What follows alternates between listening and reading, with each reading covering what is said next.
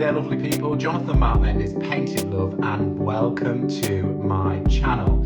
Today's project is a refinish of an old project that I did a long time ago. I actually think I may have painted this twice before. I think it was blue and then it went to this soft beige colour. So it's going to get a whole new lease of life, this piece of furniture.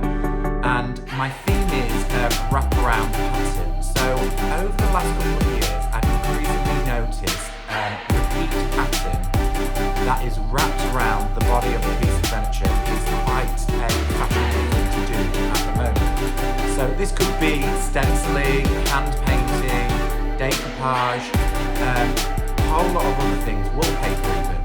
So today I'm going to do that look with the IOD Paint Inlays with one of their beautiful designs that repeats. So let's get stuck in, let's take a closer look at the piece of furniture before we start the project.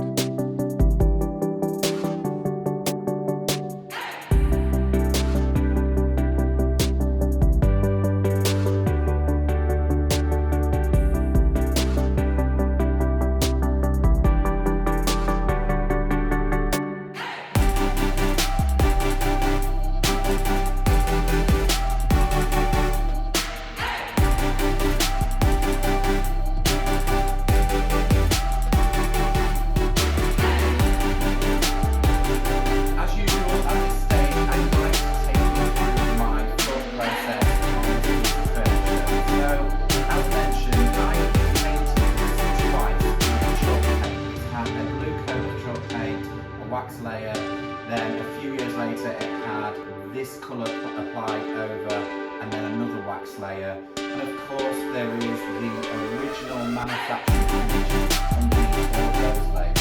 So yes, you can strip back and find your electric painter, and what I've decided to do is make it a lot easier on myself to go for a shitty distressed finish, because I know with all of those layers there's a chance that when you draw go in and out a little bit more chip away, which effectively has come on my second layer. I'm just a really basic painter. I just love to do the refinishing. But if you should do a project and you want longevity out of your IOD Paint inlays, and you want it to be flat and perfect, then I think that you will need to strip all of those layers of paint off and refinish it from scratch. I've got to say, this piece is not a solid piece of furniture. In fact, I lifted it down from upstairs in one of the guest bedrooms on my own. It's lightweight. It doesn't owe me anything. I kind of love that chippy, aged, distressed look anyway. So it's gonna get another coat of paint over the top. But what I am going to do is I'm going to prep it with a dark colour with salt wash and add a little bit of texture. So should I want to distress back a little later on in the project, I can chip away at the IOD Paint Inlays, and of course adding a textural finish before I apply the paint inlays, it's going to break the inlay as well. I want it to look really worn out and aged, and then it should be good for its future life as we go forward with this piece of furniture. I think it probably, if I choose to do it again, it'll all need to come off. But nevertheless, all I'm going to do is slightly key sand the surface just to get any lumps or bumps off at this stage, remove the handles. I'm not going to worry about the top surface. I'm going to do something different with that. I may do another faux marble finish or something a bit woody, I'm not sure yet. But first up, bit of prep work, sand, clean, and then we can mix up a dark colour with some salt wash for that first layer of textural paint.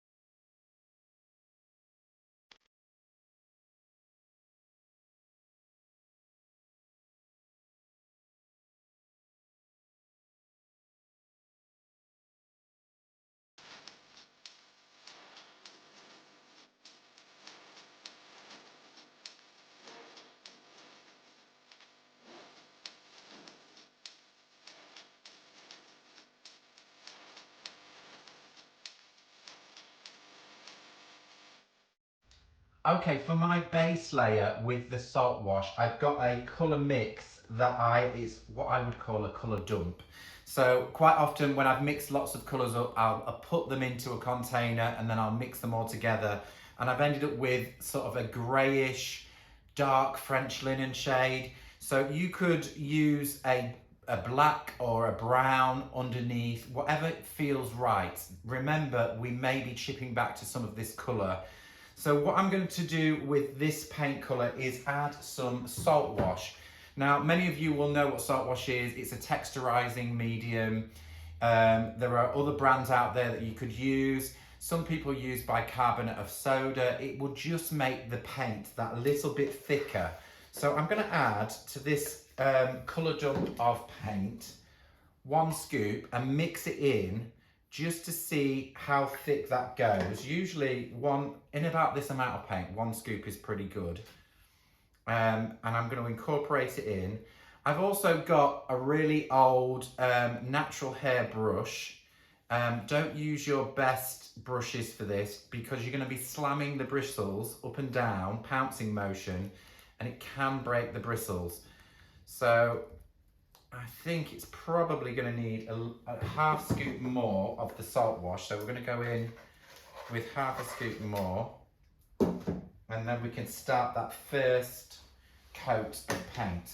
So incorporate it really well. As you can see, look, I'm adding the salt wash to the paint mix. Don't worry if there's any white lumpy bits. They can add a real lovely extra to the overall finish. And you can see, let me lift this up, it's kind of much more stodgy and thick. So that's what you want for the first layer. And also, the salt wash will give greater adhesion. Remember, there's been a wax coat on here. So if you're not using the same brand of paint, i.e. this was chalk paint, then you need to apply some salt wash. It will really grip to that surface, ready for the next layer of paint.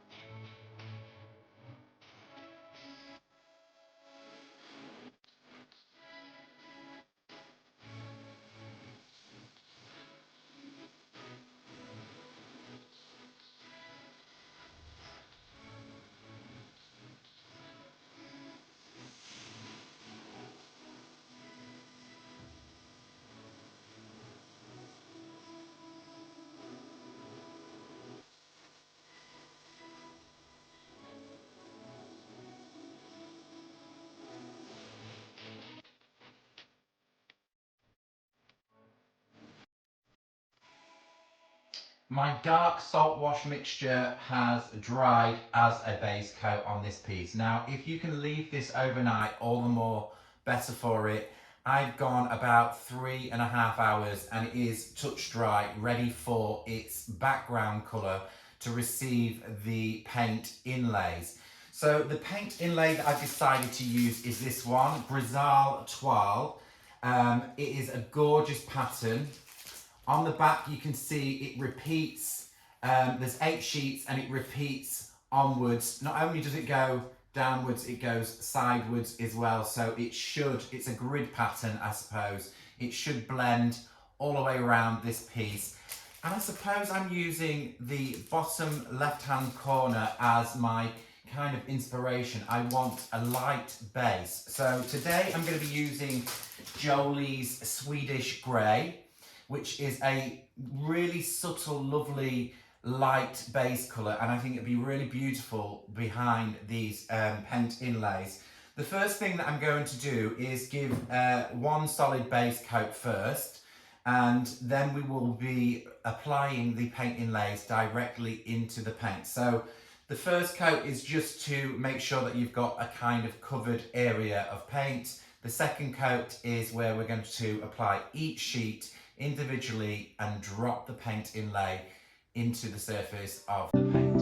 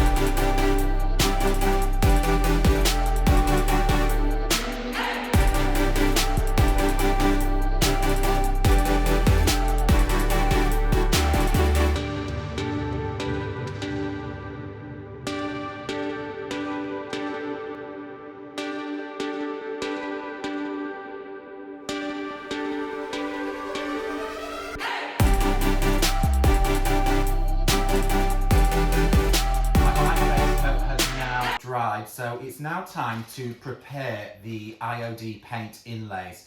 So stay with me on this. There's a couple of things that I would say to be very mindful of.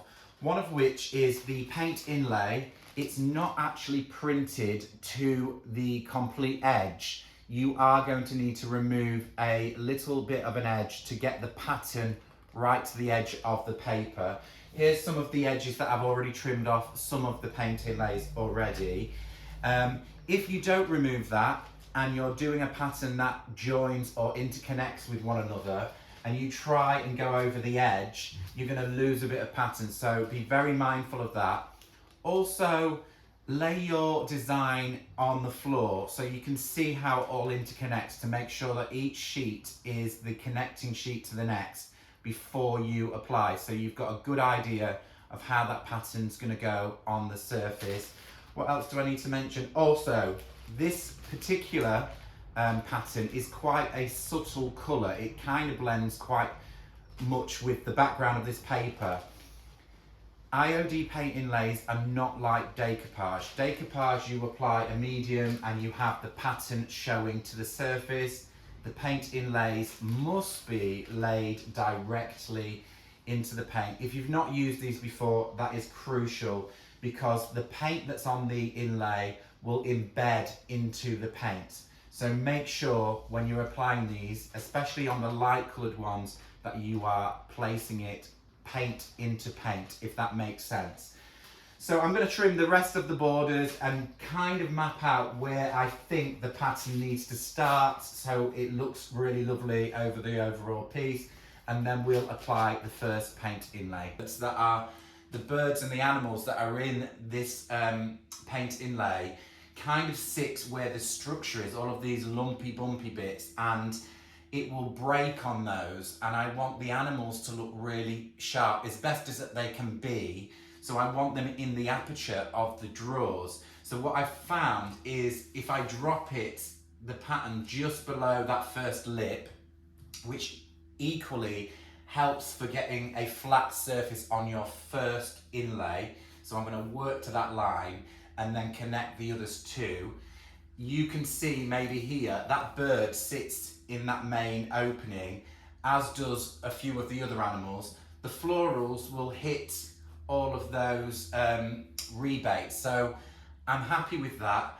The other thing is the pattern that connects below here on the next sheet, I'm going to have to trim the bottom of that to replace the top, if all of that makes sense.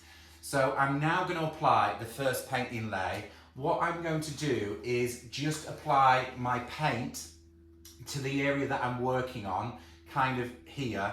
Make sure that you get good coverage of paint, a healthy amount of paint I would say, and you really need to be spraying the paint inlay with an atomizer. The girls from IOD spray the back, I sometimes spray the front. With this project, I think I'm going to spray the paint side of the paint inlay so that they're, as they would say, they're nice and juicy, so that paint can really embed into the surface of the paint, and then we should be good for a really good transfer of paint into the paint. So wish me luck. It may be sped up a little bit. I'll do the first one so you can see, and then all of the top run will be on and we can think about applying the next set underneath.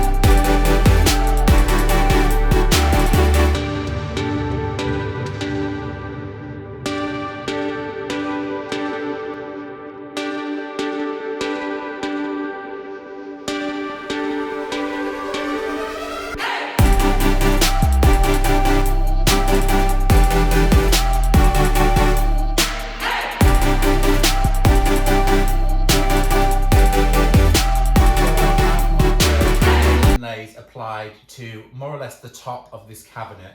There is literally 3 full ones and a half on that side, but I have wrapped around the sides because this whole piece is going to be a wrapped piece of furniture, not the M&M kind of wrapping, but obviously pattern wrapping.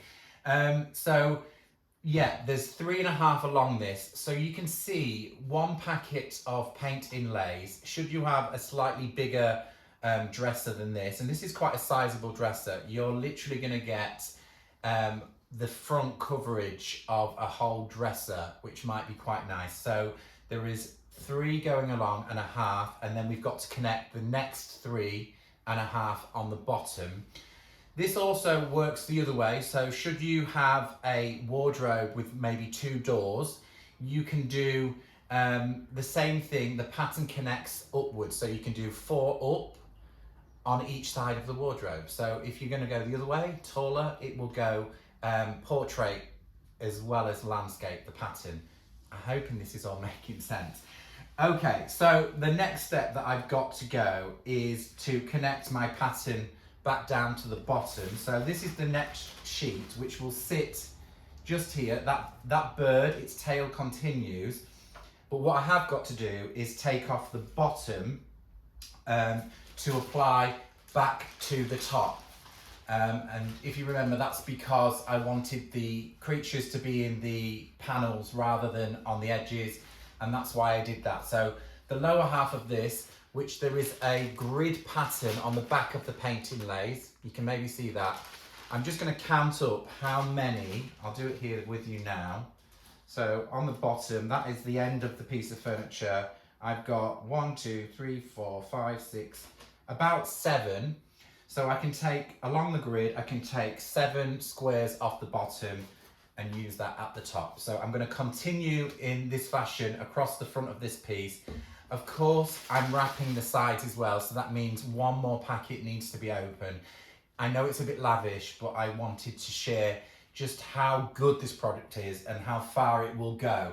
So the sides probably will only be 1 more packet just to go around the sides. I will connect all of the pattern in and wrap it, the full piece of furniture, and fingers crossed when these have dried out, it should come out really beautifully. Wish me luck.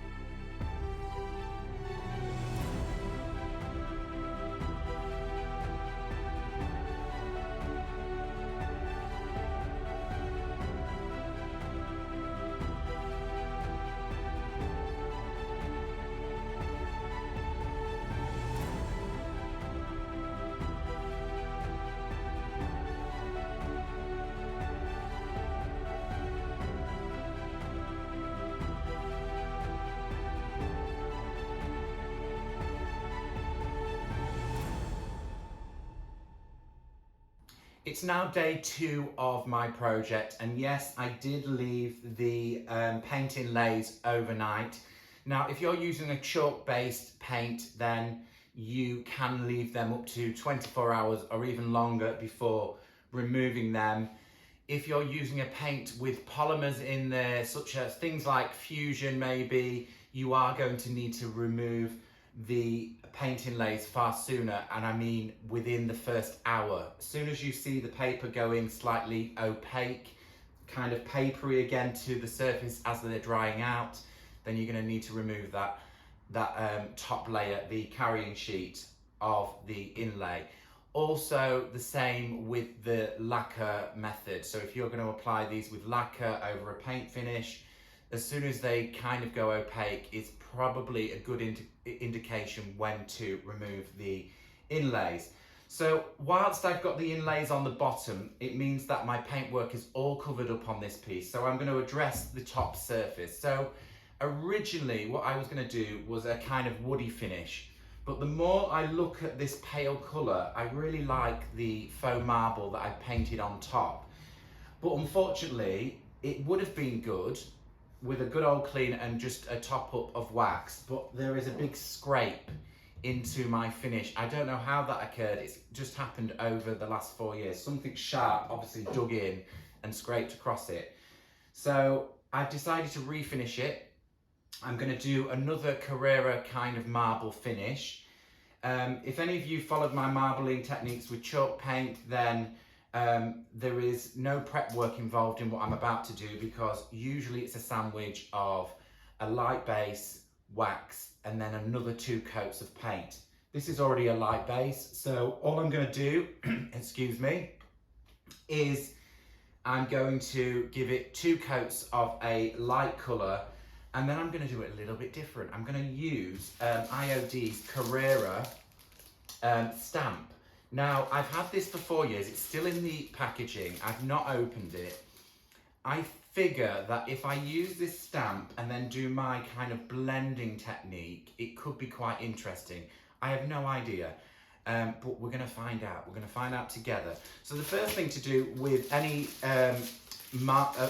stamp from IOD is take it out the packaging, and I'm going to remove the plastic film over the top. Bit noisy. So I'm going to use these as individual elements. I'm going to take them off the sheet, but the first thing that I want to do is just kind of keel the, I've got a fine sanding pad. I'm just going to keel the stamp. So I'm using just to rough it up a little bit, which will help the stamp really transfer in a beautiful way.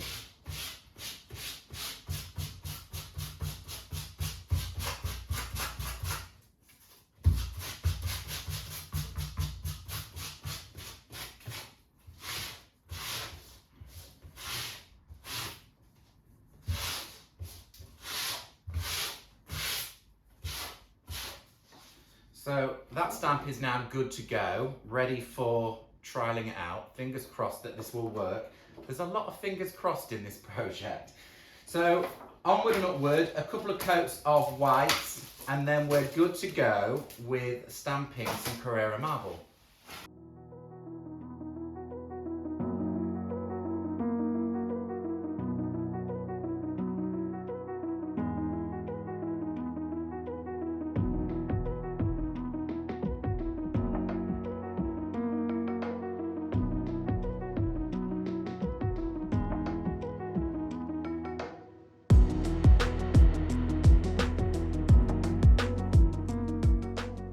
Okay, so I'm now good to go for the creative part of my Carrera marble. So I'm going to take a little bit of your time just to run through the steps that you would need to do if this piece of furniture had not had a previous light colour. So if you're working on a mahogany or dark walnut stain finish, you're going to need to get it to this kind of stage. So a full out white background. This could be Zinsser Bin 123, a primer coat of something that you know is going to stay down. when I'm using a chalk-based paint, what I do is a couple of coats of white, then I use my wax, and I take a lint-free cloth and then burnish the wax into the top surface so it's good to go for the next 2 layers of paint. So as you saw, it already had those 2 layers because it had a faux marble finish already, and it already had a wax coat finish. So I went over with my next 2 layers of a white chalk paint base, and it is unfinished at this stage. So this is just chalk paint or a chalk style paint, just unfinished. So we're good to now go with the Carrera marble finish. So what I've got here is a mix, I don't want to spill this at the moment, of a dark grey colour, and I've added some water. This is a little bit watered down, so it's got a little bit more fluency, so it's just rolling off the stair stick. So you do need to, if you're working with a chalk based paint, you need to thin it down just a little bit, ready to receive the patterning. So should you be doing it with a paintbrush and hand doing this design, you're going to need to water that paint down just a fraction. So also what I've got is an atomizer, which I'll be spraying the surface, and I've got a soft blending brush. This is a natural bristle, not a natural bristle. Come on, John, get with it. This is a synthetic bristle this time with long hair. So this is going to be my softener to soften out the Carrera marble. I've also got beside me the plastic sheet, which I'm going to tip the paint on and roll out with a roller, a decorator's roller, to apply to the IOD stamps. So let's get stuck in. So the first thing that I'm going to do is mist the surface. We want to get the surface a little moist. What this is going to do with the chalk paint is kind of eat into that top surface just a little bit. So spritz everywhere. You can take this till it's quite moist. And I've got a cloth that I'll be using just to pat down the surface. So when you start to see beads of water on the surface, then you're going to need to come away from the atomizer and take a cloth and just kind of pat it down. Let's take them threads off. And kind of scrunch it, when you're using your cloth, kind of scrunch it up a little bit so that you don't get a smooth finish. You're going to get irregular sort of patterns. Think of kind of rag rolling. So we're just taking a little bit of that water off. You may need to go back with more water a little later on in the process. So I'm happy with that. You don't want the chalk paint or chalk style paint to connect without that lubricant, I suppose, of water between the two. If you do, it will grab. Chalk paint or chalk style paints kind of suck each other into one another, so be careful of that. You'll know. Of course, if you're going to use the Carrera marble and you want a perfect image of what you've got there, then you won't need to do this. Just print away without the water and you should be good to go. So let's now load up a little bit of paint on my table. So I'm going to tip some out, and then we're going to load up the roller.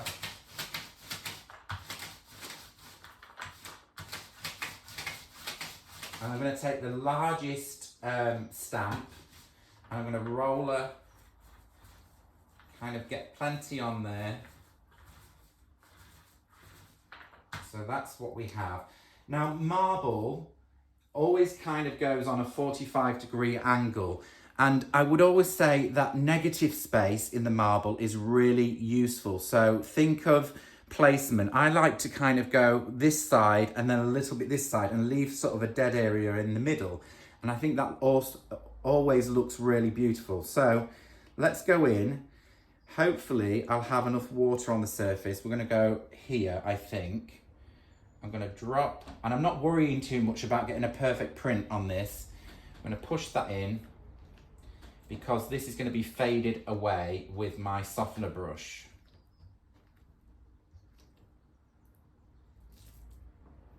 Beautiful. Right, let's load up again. I'm going to use the same one, but the opposite way round.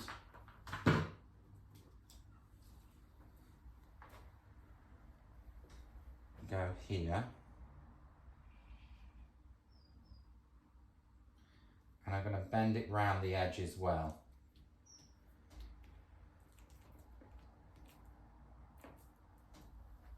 Very nice. So let's take a different design and maybe take this thinner one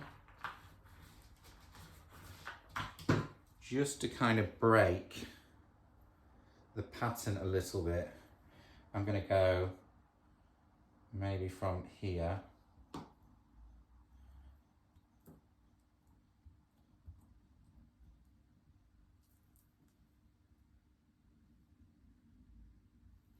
Let's take it this way.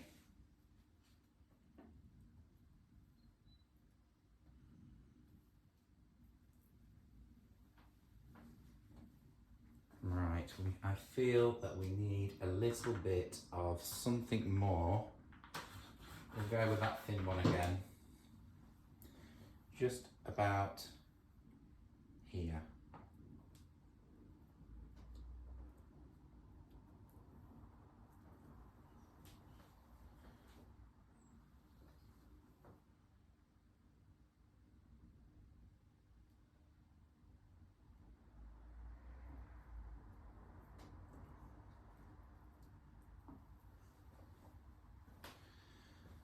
Okay, so now we've got that area kind of printed, I can see where the water is kind of still quite moist. So what I'm going to do is take my cloth and I'm going to scrunch up into like a rosette, and I'm just going to carefully offload a little bit of paint, but I'm rotating the cloth each time. It will transfer it into other places, that's fine. So a little bit of drying.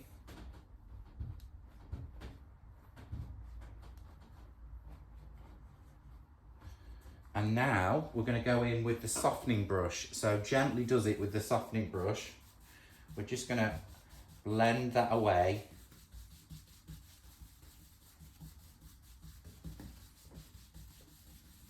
And I'm using it any what way. So I feel like this is really, really dark. Probably my colour is too dark. So I'm going to really embed this away.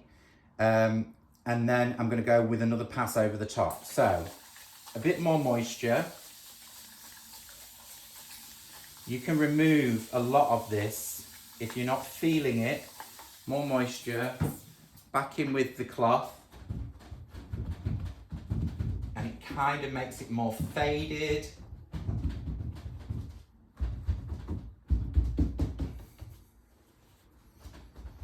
Because what will happen is that base coat that you applied, the pale base coat, they're going to mix together.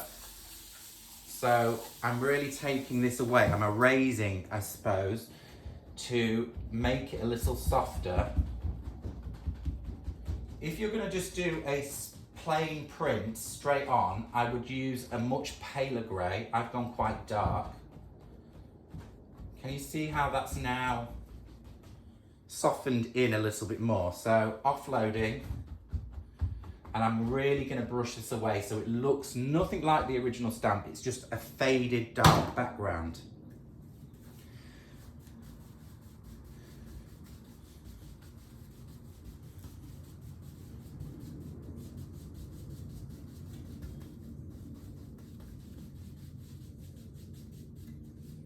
See how it looks more moulded now? It's kind of got that soft, deep, dark underneath the layers of lighter. Marble's kind of translucent in a way. don't forget your sides, because I always do and I have to go back and hand paint them in. I'm really happy with that. That kind of looks really moulded. It's got that lovely softness to it.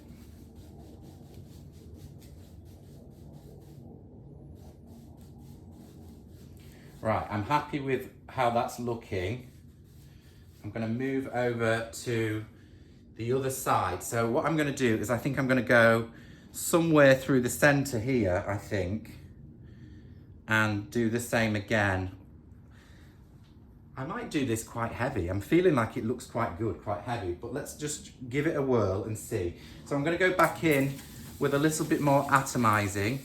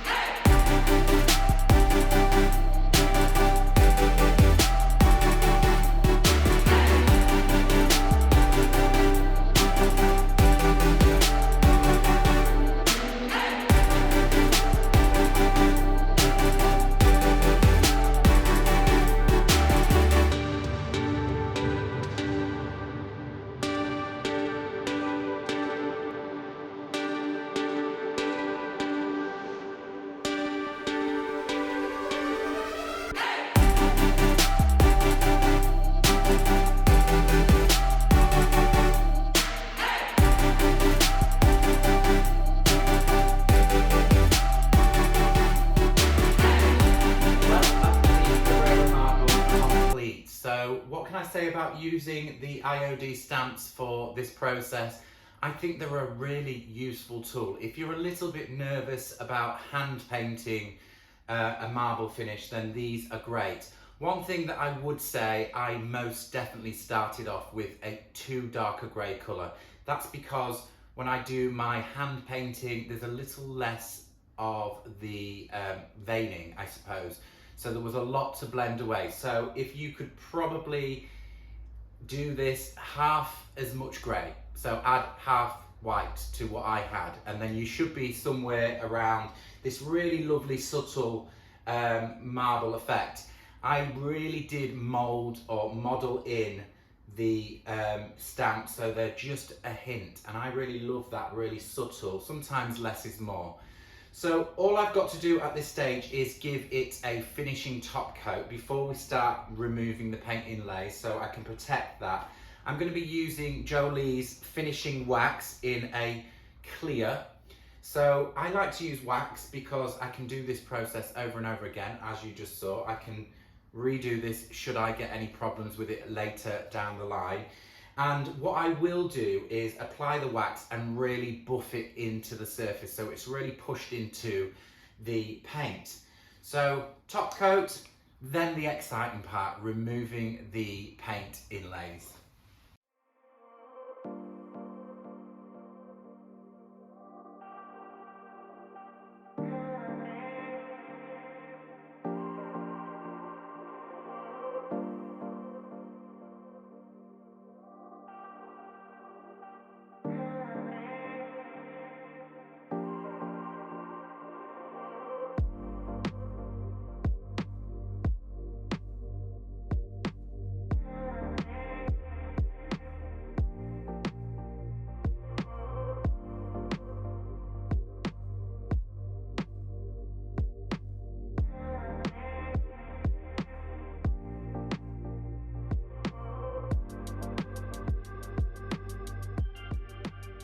Now time for the most anticipated part of this whole process in this project. We're going to find out how well the paint inlays have done, especially over the lumpy bumpy bits and all of the texture, because I know that the texture will break the paint inlay, but fingers crossed it will work out. So should you have done a full wrapped piece like this, you can wet everything. You can go in and wet the back of the paper with your atomizer spray bottle. If you're doing individual areas, then I would very carefully use a sponge or a damp cloth just to make sure that when you've removed an area, you're not going to move the paint, because remember, the paint inlay is real paint. So if you wet that surface once you've removed the carrying sheet, it can move around. So be careful and mindful of that. So what I'm going to do is go in with my atomizer, making sure that every sheet is really saturated, just to release the sheets. I'm figuring that this will be quite tough to remove. And as you can see, look how the pattern becomes more translucent again, and you can see it's sharper.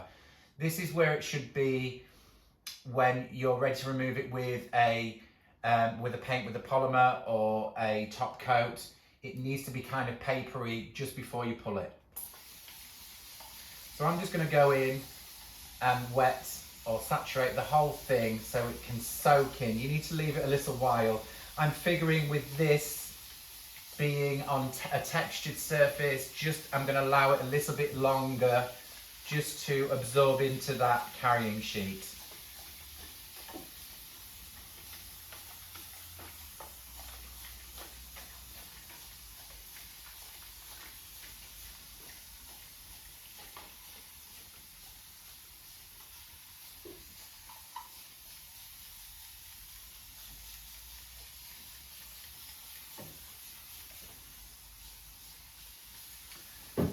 So ordinarily you probably wouldn't need as much water as that, but the reason I'm going with this is because of the texture. I know there's a lot of texture in this paint inlay, so I want to make sure it comes off pretty easy.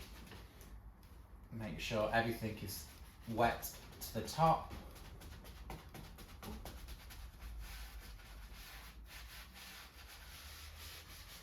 It's a little bit like when you're a child removing one of those tattoos that you get in a bubble gum wrapper. The inlays work very much the same. You put them into wet, you let them dry a little bit, and then you use water to remove them. Okay, moment of truth. We'll start on the first one that we did. And this one's easy because I've already got a lip which is ready to pull.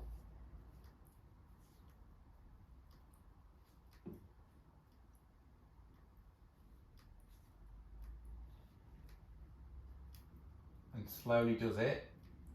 And as you can see, what I'm doing is I'm pulling close to the piece of furniture. Don't pull away like wallpaper stripping. Pull down and pretty close.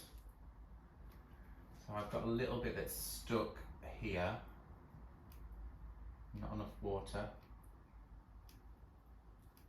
Really, you want to try and take these off in full sheets because you can reuse them.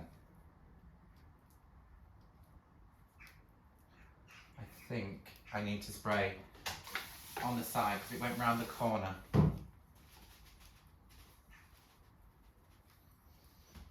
So that is that first top one, and so far so good. We'll try the other side. Where is it? Find the corner. Can I find the corner? I cannot find the corner. We'll start here.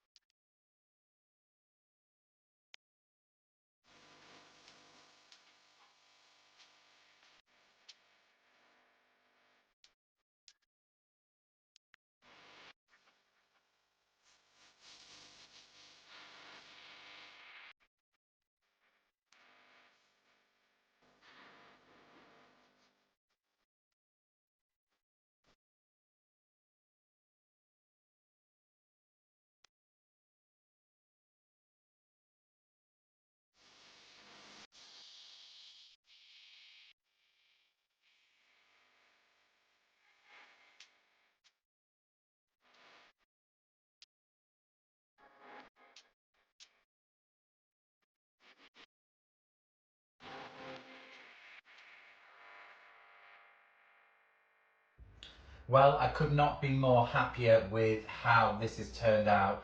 It's actually turned out better than I expected in the crevices. It looks really, really good. So what I've got to do now is I've got to release the drawers. So the drawers have had that much paint on, they are welded shut with the paint. So how I'm going to do that is I'm going to take a palette knife and I'm just going to go carefully into each drawer and kind of cut the drawers back out. Now this will cause probably quite a lot of chipping around the edges. I'm not going to worry about that because I may add to it, or if I kind of want to soften them back in, I will go back with the paint colour and just soften those back in. I'll just play it by ear until I've got the drawers out and I can see how it looks overall. Also, there'll be plenty of build-up of paint inside, so I'm going to probably sand the inside of the drawers, neaten everything up, and then look at maybe picking away with the palette knife some of these little chips with the salt wash, just to bring back some of those darker colours underneath.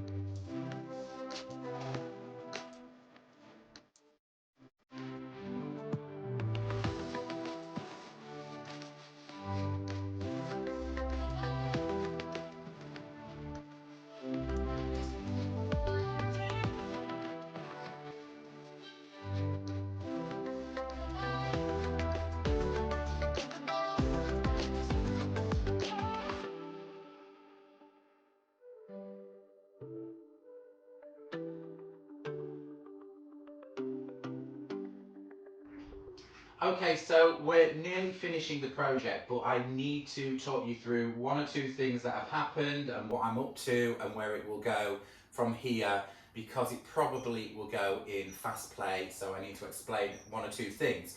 So as you can see, I've removed the drawers, and the reason that I've taken the drawers out is because the sides of the drawers still had my original paint finish, which was a blue colour.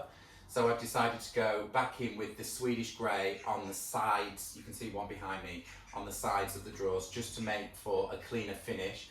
Also, I've touched up internally around the edges with the Swedish grey as well.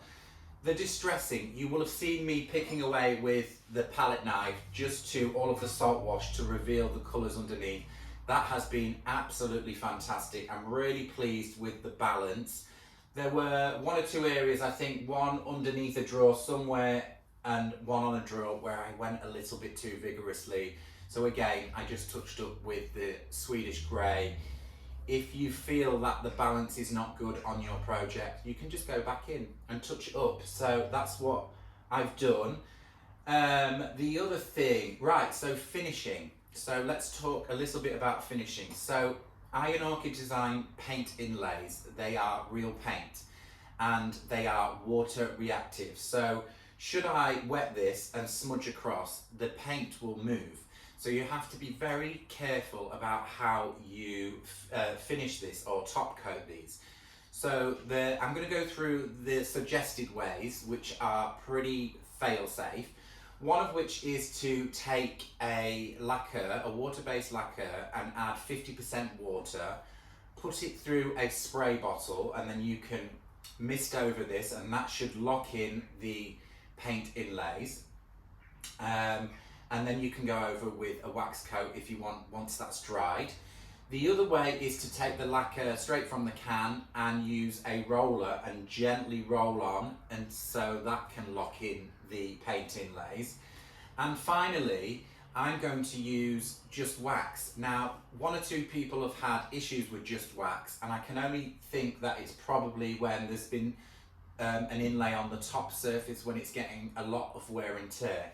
So this project is a decorative project, and I've used wax quite a few times with paint inlays, and I've not witnessed any problems whatsoever. So I'm going for the wax finish because I love the textural feel of this. I love the soft luster of a wax. It's almost got like a fabric quality, this, and I don't want to lose that with anything too shiny. So the whole thing is going to get a wax coat.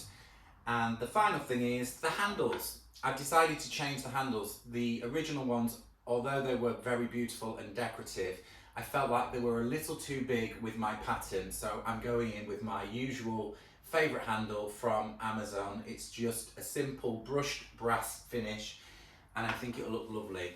Please stay through to the very end of the video so you can see all of the final shots of this piece stage. If you're new to my channel, then welcome. Thank you for joining me. I have a huge back catalogue of videos, and do be sure to subscribe, hit the notifications bell for future projects, and thumbs up, comments. That helps all of the algorithms so more people can see my work. Thank you for joining me. I will see you all next time.